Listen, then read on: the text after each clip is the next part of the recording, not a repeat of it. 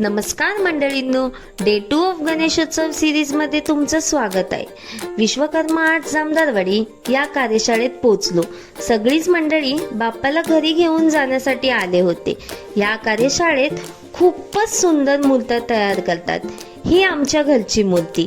मग मी दादाकडे बाली घालायला दिली, व्यवस्थित मूर्ती टेम्पो मध्ये ठेवली आणि घरी जायला निघालो।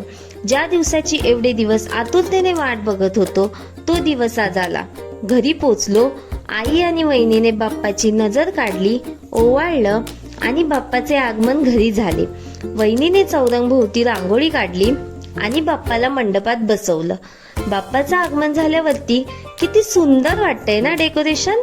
बाप्पाची पूजा करून नैवेद्य दाखवला आणि संध्याकाळी आरती केली।